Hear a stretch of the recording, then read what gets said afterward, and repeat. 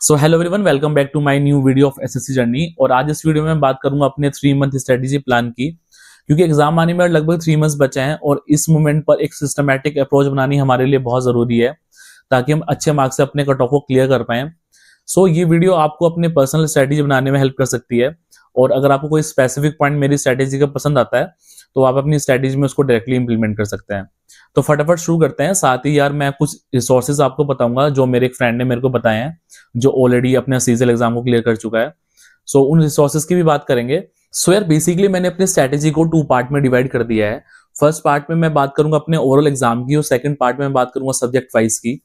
तो यार जब कभी हम अपने ओवरऑल एग्जाम की बात करते हैं तो हमें ये बात समझनी बहुत जरूरी है कि किसी एग्जाम को टारगेट करने के लिए हमारे पास एक मिनिमम स्कोर होना चाहिए जिसके पीछे हम भागेंगे। बेसिकली मेरा कहने का मतलब ये है कि हमारे पास एक टारगेट होना चाहिए स्कोर का जिसके लिए हमें पढ़ाई करनी है। तो बेसिकली लास्ट ईयर के ट्रेंड के अकॉर्डिंग मेरे को लगता है कि 150 मार्क्स एक सिक्योर मार्क्स है जिसकी हम प्लानिंग कर सकते हैं और उसके ओरिएंटेड हम अपनी स्ट्रेटेजी को इंप्लीमेंट कर सकते हैं। सो जब हम ओवरऑल एग्जाम की बात करते हैं तो मॉक और रिवीजन सबसे ज्यादा इंपॉर्टेंट रोल प्ले करते हैं। और मैंने अपने करियर में जितने भी एग्जाम दिए हैं मेरे को लगता है ये सबसे ज्यादा इंपॉर्टेंट होते हैं। तो रिवीजन के लिए मेरे पॉइंट ऑफ व्यू से नोट्स, जो आपके हैंड रिटन नोट्स होते हैं, और पीवाईक्यू बेस्ट सोर्सेज हैं आपके रिवीजन के लिए। और पीवाईक्यू से यार हमें एक रियलिस्टिक एक्सपीरियंस मिल जाता है एग्जाम का कि बेसिकली एग्जाम आता कैसे है और कौन से क्वेश्चंस आते हैं और उन क्वेश्चंस को हम कितने टाइम फ्रेम में कर पा रहे हैं। सो पीवाईक्यू प्रैक्टिस करने के लिए मैंने पीडब्ल्यू से प्रीवियस ईयर सोल्ड पेपर वाली बुक मंगवाई है और करंट अफेयर के लिए मैंने लेटेस्ट करंट अफेयर वाली बुक मंगवाई है। इन दोनों बुक्स को परचेस करने का ऑब्जेक्टिव मेरा ये था कि जब हम डिफरेंट सब्जेक्ट के पीवाईक्यू सोल्व करते हैं तो हमें डिफरेंट सोर्सेज यूज करने पड़ते हैं जिसमें यार बहुत ज्यादा टाइम वेस्ट होता है। तो इस सिंगल बुक में मेरे को 2018 से 2024 तक सारे पेपर सिस्टमेटिक वे में मिल जाते हैं। तो इसको मैं एज अ मॉक भी अटेम्प्ट कर सकता हूँ और सेक्शन वाइज भी अटेम्प्ट कर सकता हूँ और साथ ही सारे सॉल्यूशन भी मेरे को इसमें मिल जाते हैं। और ऐसे ही अगर मैं करंट अफेयर की बात करूं तो करंट अफेयर के लिए मेरे को मंथली मैगजीन और पीडीएफ पढ़ने की जरूरत नहीं है। इस सिंगल बुक में मेरे को थ्रू आउट द ईयर सारे इंपोर्टेंट करंट अफेयर्स एक जगह मिल जाते हैं। सो इसमें जो मेरा टाइम सेव होगा वो मैं अपनी स्टडीज में यूज कर सकता हूँ, इसलिए मेरे को ये बेस्ट सोर्स लगा पीवाईक्यू प्रैक्टिस के लिए और करंट अफेयर्स के लिए। अगर आपको ये बुक परचेस करनी हो तो डिस्क्रिप्शन में मैंने लिंक दे दिया है, आप इजिली वहां से अमेजोन से इसको परचेस कर सकते हैं। So coming back to the point, अभी बात करते हैं मॉक की। और मॉक में जो मेरे मार्क्स अभी आ रहे हैं अप्रोक्स 120 मार्क्स आ रहे हैं, प्लस माइनस 5 to 10 मार्क्स। और जो मेरे को बेसिकली फाइट करनी है यार वो 40 मार्क्स के लिए करनी है। सो आप अपने अकॉर्डिंग देखिए कि आपके कितने मार्क्स आ रहे हैं और आपको बेसिकली कितनी फाइट करनी है, उसी के अकॉर्डिंग आप अपनी प्लानिंग सेट कर पाएंगे। सो अभी तक हमने ये डिस्कस किया है कि जो सिलेबस हम ऑलरेडी कर चुके हैं उसको हम कैसे रिवाइज कर सकते हैं। So best option is PYQ and notes. बाकी जो आपका मॉक रिजल्ट है और जो आपका टारगेट है उसके बीच का गैप देखिए, जितना भी आपके मॉक में रिजल्ट आ रहा है और जो आपका टारगेट है उसके बीच में कितना गैप आ रहा है, उससे आप ये आइडिया लगा सकते हैं कि आपको कौन कौन से टॉपिक्स करने हैं और कहाँ कहाँ आप लैग कर रहे हैं। तो आप अपने मॉक के रिजल्ट के अकॉर्डिंग देख सकते हैं कि आपको बेसिकली कितने मार्क्स के लिए फाइट करना है। और अभी मैंने कुछ टॉपिक्स फाइंड आउट किए हैं जहां पर मेरे को मेहनत करनी है या जहां पर मैं कम टाइम में ज्यादा स्कोर कर सकता हूं।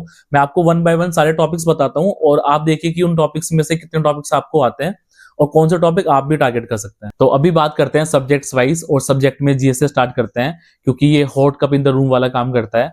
तो बेसिकली यार जीएस में मैंने अभी पॉलिटी इकोनॉमिक्स कवर कर लिया है, एंशिएंट हिस्ट्री कवर कर लिया है, ज्योग्राफी मैंने टच नहीं किया है क्योंकि बहुत बड़ा टॉपिक है और इसको कवर करने में बहुत ज्यादा टाइम लगता है। मैंने अभी अपनी प्रिपरेशन 2 महीने पहले स्टार्ट की थी तो इसलिए मैंने इसको स्किप कर दिया था। और जो लोग अभी अपनी प्रिपरेशन स्टार्ट कर रहे हैं या रिसेंटली जिन्होंने स्टार्ट किया है वो अभी ज्योग्राफी को साइड कर सकते हैं क्योंकि ये बहुत ज्यादा टाइम लेता है। मीनवाइल आप अपनी पॉलिटी इकोनॉमिक्स पे ज्यादा ध्यान दे सकते हैं, वो ज्यादा एफिशिएंट रहेगा आपके लिए। और पॉलिटी इकोनॉमिक्स की रिवीजन के लिए मैं पीवाईक्यू करूंगा जैसे कि मैंने आपको बताया था। ज्योग्राफी के लिए मैं कुछ सिलेक्टेड टॉपिक्स करूंगा जहां से क्वेश्चन आने की पॉसिबिलिटी रहती है। और अगर आप जीएस में किसी भी सब्जेक्ट का रिवीजन करना चाहते हैं, थोड़ा डिटेल रिवीजन करना चाहते हैं, तो परमार सर की एफआरबी सीरीज बेस्ट है और ये मेरे अकॉर्डिंग भी बेस्ट है और जो मेरे फ्रेंड ने मेरे को बताया था उसके अकॉर्डिंग भी बेस्ट है। तो ये आप देख सकते हैं, ये यूट्यूब पे अवेलेबल है। इसमें आप बहुत कम टाइम में चीजों को रिवाइज कर सकते हैं। तो मैं इसको ज्योग्राफी के लिए यूज करूंगा क्योंकि ज्योग्राफी में मैं पूरा सब्जेक्ट नहीं करने वाला हूँ, सिर्फ सिलेक्टेड टॉपिक ही करूंगा। तो वो टॉपिक मैं यहाँ से कवर कर सकता हूँ और मैं आपको बताता हूँ कि कौन कौन से वो टॉपिक्स हैं जो आप लोग भी कर सकते हैं अगर आप पूरा ज्योग्राफी कवर नहीं करना चाहते हैं। सो ये वो टॉपिक्स हैं जो जीएस पॉइंट ऑफ व्यू से काफी इंपॉर्टेंट है, और अगर आप पूरा सब्जेक्ट नहीं कर रहे हैं तो आप इनको कर सकते हैं। ये मैंने अपने फ्रेंड से कंसल्ट करने के बाद बनाए हैं और यूट्यूब पे काफी रिसर्च की है इनके लिए। सो जैसे कि ज्योग्राफी में आप ये 4 टॉपिक्स कर सकते हैं, इनसे क्वेश्चन आना यार काफी पॉसिबिलिटी होती है यहाँ से क्वेश्चन आने की। ऐसी स्टैटिक पार्ट है, हिस्ट्री पार्ट है और आपका पॉलिटी पार्ट है। इसका आप एक स्क्रीनशॉट ले सकते हैं, और अगर आप इनमें से कोई टॉपिक अभी तक आपने नहीं किया तो आप उसको कवर कर सकते हैं। बाकी यार जीएस में स्टैटिक पार्ट बहुत ज्यादा इंपॉर्टेंट है, यहाँ से काफी सारे क्वेश्चंस आते हैं, इसमें आप एक भी टॉपिक को स्किप नहीं कर सकते हैं। सो मैं तो इसको परमार सर के पेड बैच से कवर कर रहा हूँ, बट अगर आपके पास कोई भी टीचर का बैच नहीं है तो आप उसको यूट्यूब से कर सकते हैं। और यूट्यूब में यार अगर आप हिंदी मीडियम बैकग्राउंड से हैं तो नवीन सर आपके लिए बेस्ट रहेंगे, और इंग्लिश मीडियम स्टूडेंट्स के लिए आप परमार सर की वीडियोस देख सकते हैं। As a paid batch member of Parmar sir मैं आपको ये बता सकता हूँ कि जो यूट्यूब पे वीडियोस हैं सर की वो इक्वली इफेक्टिव है पेड बैच के।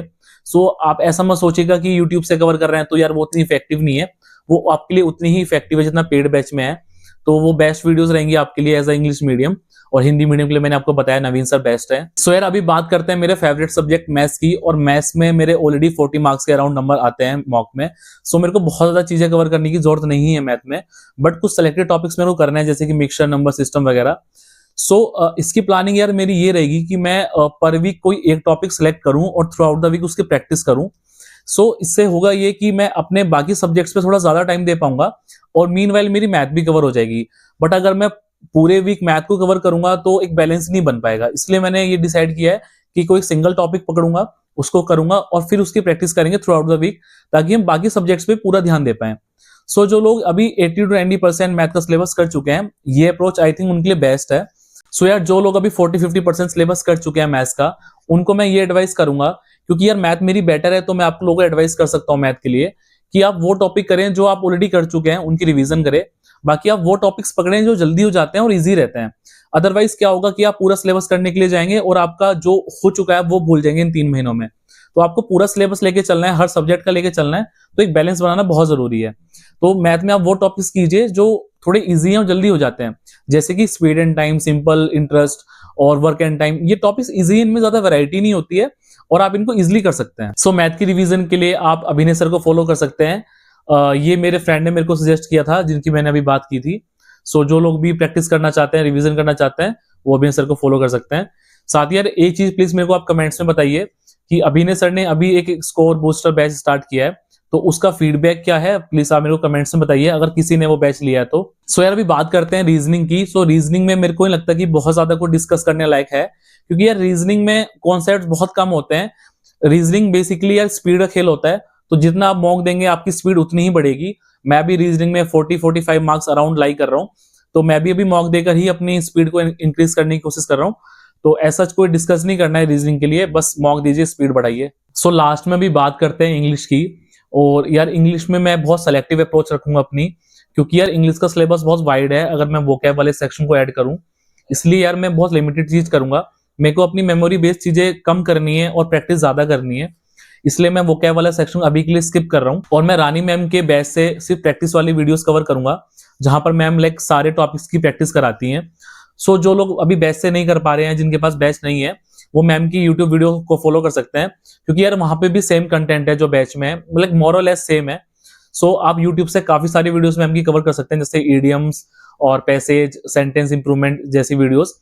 और ये यार काफी इफेक्टिव है जो लोग, क्योंकि मैंने कुछ समय पहले की थी, तो मैं आपको बता सकता हूँ कि काफी इफेक्टिव है। बाकी यार इंग्लिश में मैं अभी रफली 35 मार्क्स स्कोर करता हूँ, 30 to 35। सो मेरे को बस थोड़ा सा इंप्रूवमेंट करना है सेंटेंस इंप्रूवमेंट में, थोड़ा पैसेज में और एक्टिव पैसेज जैसे सेक्शंस में। मैं बहुत ज्यादा वोकैब वाला सेक्शन अभी टच नहीं करूंगा, क्योंकि उससे ना बहुत ज्यादा मेमोरी बेस्ड चीजें बढ़ जाती हैं, जो कि मेरे को नहीं बढ़ानी है। तो मैं आपको भी सजेस्ट करूंगा कि अगर आप इंग्लिश में मिड लेवल पे लाई कर रहे हैं, तो आप बहुत ज्यादा मेमोरी बेस्ड वाली चीजें ना करें। आप वो चीजें करें यार जो प्रैक्टिस से इंप्रूव हो सकती हैं, वो ज्यादा बेटर ऑप्शन रहता है हमारे लिए। तो मेरा टारगेट ये रहेगा कि इंग्लिश में मैं एटलीस्ट 40 मार्क्स टच कर दूं, अगर मैं वोकैब वाला सेक्शन स्किप कर देता हूं तो भी। तो यार इस तरीके से मैं अपने 150 मार्क्स को टारगेट कर सकता हूं।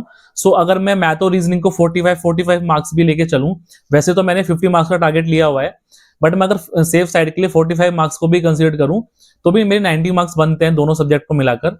और इंग्लिश में अगर मैं 40 मार्क्स लेकर चलूं तो 130, प्लस अगर जीएस में मैं मिनिमम 25 to 30 भी लेके चलता हूँ तो भी ये इजिली 150 को टच करता है, जो कि एक बहुत सेफ स्कोर है। तो यार इस तरीके से मैंने अपनी स्ट्रेटेजी बनाई है। देखते हैं यार कितनी प्रैक्टिकल है और कितनी मैं इसको इंप्लीमेंट कर पाता हूँ। बाकी आप मेरे को कमेंट्स में बताइए कि आपके लिए कितना यूजफुल रहा और कितना नहीं। और अगर आपको ये वीडियो अच्छी लगी हो तो प्लीज लाइक कर दीजिएगा, बाकी सब्सक्राइब तो आपकी मर्जी है। Bye bye.